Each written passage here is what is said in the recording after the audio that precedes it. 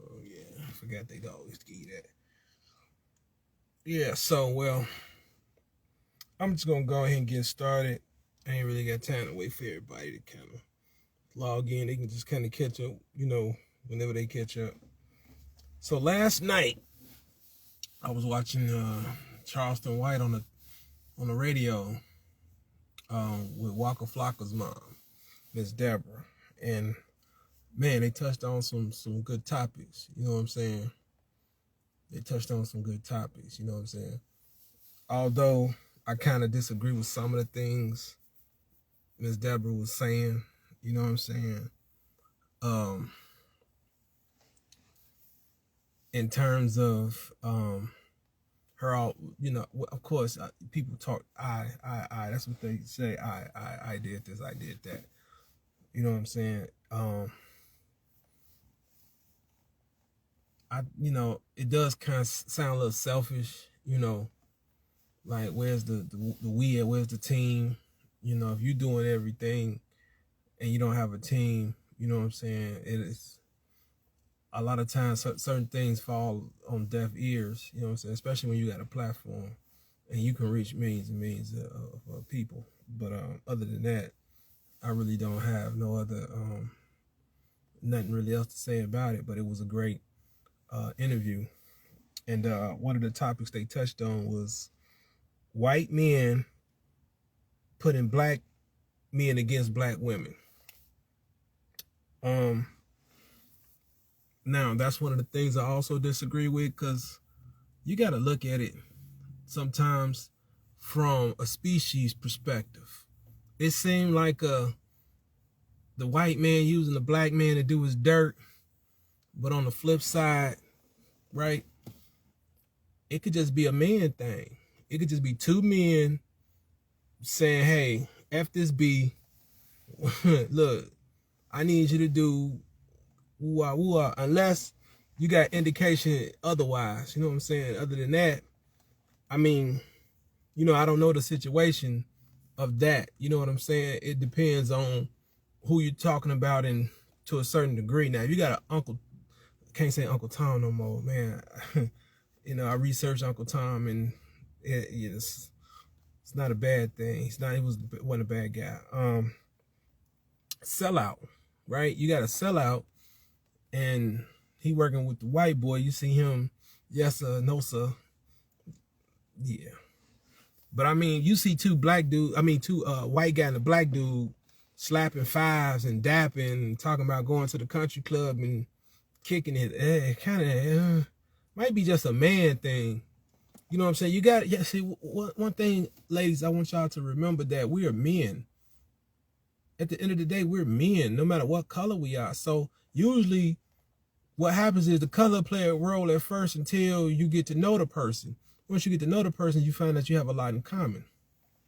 So 9 times out of 10, what's happening is sometimes these guys that comes from the opposite side of the tracks, they get together, they become close and tight, they work together, then it will seem like if you don't know these people background, you know what I'm saying? So sometimes, yeah, I do understand that it can be, some people out there that would, use those tactics to pin us against each other, you know what I'm saying? But in some cases, sometimes it's a penis thing, you know what I'm saying? For real, it's a dick thing. Ain't gonna hold you, you know what I'm saying? Hey, we two men, let's do this B, you know what I'm saying? So that's how the nature of the man, negative man thinks, you know what I'm saying? No positive guys think like that. So yeah, in some cases they do that. They do use us to go against y'all, and vice versa. They use y'all to go against us too. You know what I'm saying? It ain't just one-sided. You know what I'm saying? They use black women all the time, because remember, y'all got a vagina. You know what I'm saying? Y'all got a cat. Y'all got a pussy cat. You understand what I'm saying? You got to remember that, right? So if you run into a white dude, you working with him, and y'all, hooking up, and he putting that thing on you, I'm not saying they all got small sizes, and I ain't saying all of them large either. You know what I'm saying? What I'm saying is that it might be that one who might just have what you're looking for, and he put it down on you. Guess what? You ain't. Who you think you finna ride with? You finna ride with a nigga ain't giving you no dick, or you finna ride with the nigga that's giving you the dick? Who you gonna really ride for? That's putting it down, laying it down on you all night and giving you everything you want. Oh, come on, dear. Let's go out shopping. He buying you everything, and he putting it down at the same time. He ain't just this white dude just spending. He putting it down like how they doing the porn. He trying to do you nasty and naughty, and he trying to do you like Becky. You know what I'm saying? So yeah, you know. So a lot of times y'all choose, you know, that over your people. Men do it too. Black men do it too. Black men do it all the time with the white women. So you know what I'm saying? It's just people being people sometimes. Sometimes you got to read between the lines and look at things in a different light. It's just people being people. The next thing they touched on, you know what I'm saying, that I agree with, I think Charleston White said this, redirecting our power. I totally agree. I totally agree. We have the biggest, African Americans have the biggest spending power in the United States. And yet, we buy Jordans, we buy cars, just to make each other, we buy material just to make each other feel bad, just to compete with each other, just to say, I got something, just to feel like somebody, you know what I'm saying? But I've learned over the years, and I know it's hard, people say, man, that's easier said than done. But I learned how to live without material stuff. You know what I'm saying? I learned how to be me without material. I invested my money. I just recently bought some gold. I encourage you all to go buy some gold. You know what I'm saying? Maybe the war will raise the price of it. Maybe it becomes a little more value. But if something goes wrong, you will have something to compensate you if everything else failed. Banks fail, information fail, computers blow up, or we decide to have a scene like the Terminator where the robots start trying to kill us and we living in the Matrix and all that. You will have something that you can cash in, you know, that'll get you probably through, you know, a few years or so. So I would invest in buying gold, and the price of gold is kind of rising. These gold coins are a little expensive. I think the website is Precious Metals or something metals. You can look it up on Google. But I encourage people, start buying your coins. Start buying your little gold bars. Put it away. Lock it up. If you stay with relatives that steal, man, you're going to have to bury it. You got to bury it in your backyard somewhere, in a cemetery next to your grandmama. You're going to have to do something. But, you know, put that up for a rainy day. That's just my advice. But yeah, we should be redirecting our power. We should be having more grocery stores, better schools. You know, speaking of schools, Dr. Umar is supposed to have been opening up a school. You know, I'm not here to judge the man. I'm not here to say he's not going to do it. But, you know what I'm saying? He definitely has the right idea. I will say that. And I think people need to follow more in his direction, especially the ones who have the money, who don't have to ask for donations, who don't have to go to the banks and get loans. Those ones that have the millions and millions and millions. How much does it cost to build a school and run it? You know, what and how much do you have to work out with the state to see your back end? Because I know, of course, when you put money into something, you want to see the back end of your investment. So how does that work with the state as far as what they get, you know, what they will provide, you know, if it's, you know, because I'm pretty sure you got to pay taxes. So I'm pretty sure you're just not going to just build a school, open up a school. You have to go through the proper, you know, channels, especially if you want some, you know, you might need some assistance, and, you know, you can't probably do everything out your pocket, you know, unless you play in a rap or play basketball or football for the rest of your life. So I don't think you would try to get into something. So yeah, I do agree with that. The next thing that I want to touch on that they talked about was mental health. You know what I'm saying? First of all, I just want to say this. I don't really care about them folks that's crazy. I'm going to tell you why, y'all. These people that walk, okay, watch this. Notice people, most people, if you pay attention to most people call themselves crazy, who say they're on medication. When things are going their way, they feeling good about themselves. They got a pocket full of money. They got the woman they want. They got all the weed, all the crack, all the cocaine, all the heroin. They got all the jewelry. They got all the worldly things that they want at that moment. But when soon as things don't go their way, they snap. Why is that? Why is that? People want to say they're battling demons, right? I'm going to tell you the only demon that you're battling is you. It's yourself. That's why. That's why you snap when things don't go your way. That's why you, when something spills on your shoes, and that's why it's you. You. Because these are your idols. These are what you worship. And he talked about that. Charleston, he talked about that. Idol worship. That's why we snap. We go crazy and get depressed because we looking at all the things that we don't have, that we want to possess. Some of us want more. Some of us ain't satisfied. Got to have it all. I need everything.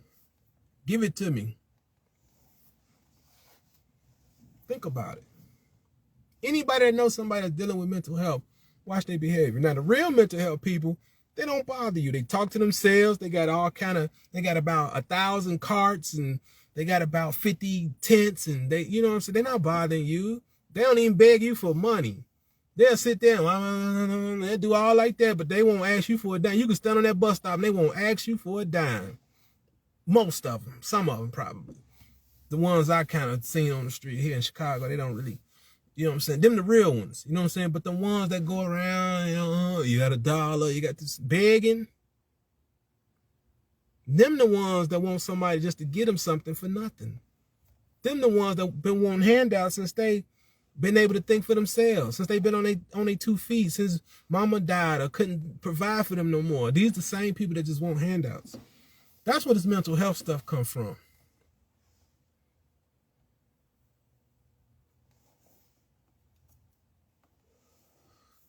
If you look in the Bible, I don't know if it's Matthew or John, I'm not sure. But it said when Jesus cast the demons out, the man into the pigs, said the man was in his right mind. His right mind. So that means in order to be in your right mind, that means you had to been in your what? You had to been out of your what? Mind. You had to been out of your mind in order to be back into your right mind.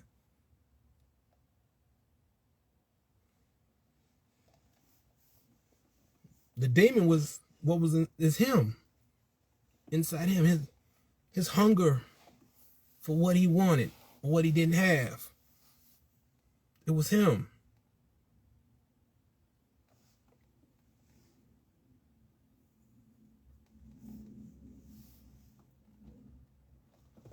It's deep. It's deep, y'all.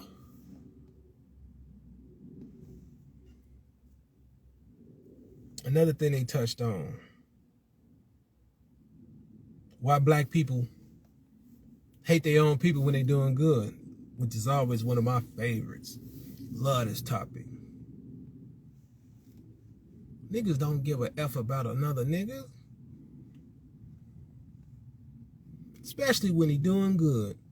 There's no love in the heart. There's no love in the heart. You hear what I'm saying? There's no love in the heart. In order to care about somebody, you have to have love in the heart. That's why when Jesus was nailed to the cross, all the rituals from the Old Testament was nailed to the cross with him. All you needed was love. Love thy neighbor. If you love, you're going to honor the commandments. You're not going to steal. Why? Out of love. Not just because it say don't steal, but out of the love in your heart, the kindness of your heart. You're not going to steal. You're not going to kill. You're not going to do anything when you got love in your heart. You got love for something. You're not going to hurt what you love. You get what I'm saying? And on the side note, the Jews hated Jesus.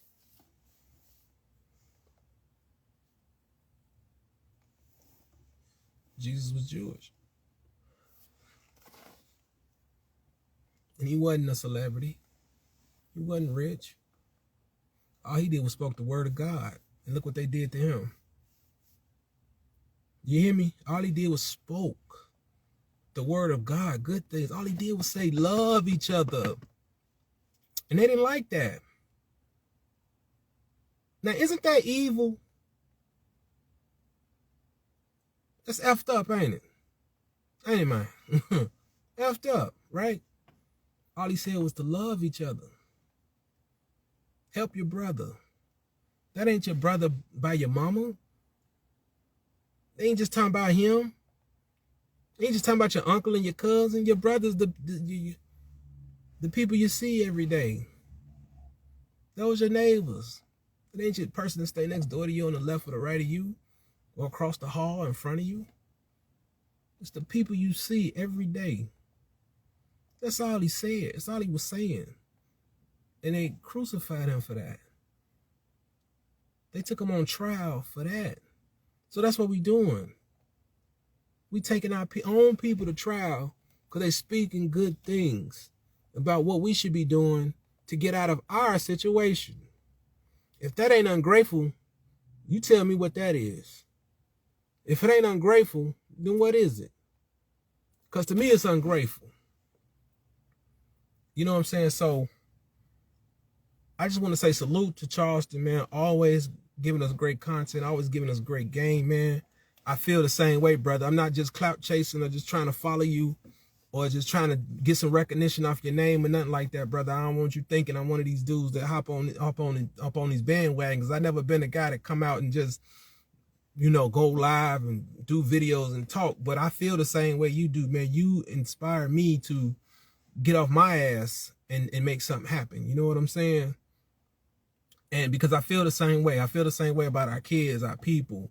You know what I'm saying? But I'm more so kind of like leaning to the religion level of it. You know what I'm saying? I don't go to these black churches. I go to a totally different church, man, that actually teaches what the Bible means, the words. You know what I'm saying? From when the Bible was written in ancient times. We learn in Greek. We learn the Bible in Greek and what it actually say and mean. Not what these preachers be talking about and screaming on Sunday and having you dancing and playing the piano and beating on the drums. No, we ain't doing that. We actually learning something. We actually learning about the people that came before us and where they used to live and what they used to do, how they used to sit, walk, and talk.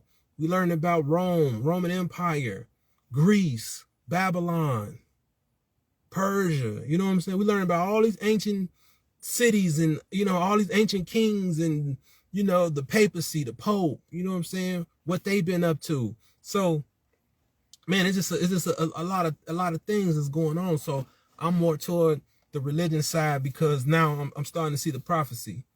You know what I'm saying? 360 million Christians have been being persecuted. And I've said this before in previous videos. And it's going on. That went on in the 1500s. It's going on now. And that's what it said in the Bible. So I don't think a man from the 1500s planned on persecuting 360 million people in 2022. I don't think that was no prediction of a man who said, yeah, in this year, we're going to do this. You know what I'm saying? It didn't say we're going to do it. It said this is going to happen. I don't think nobody can predict something like that. So y'all let me know. Leave a comment. Subscribe to my YouTube, The Real Jarrell. _ Real Jarrell, Jerel. Don't like it. If you don't like it, don't subscribe to it. If you don't want to, I really don't care. I'm just trying to share something with y'all that I, you know, think is important that I got last night. And, you know, knowledge is power. So y'all do what y'all do and keep it real. One.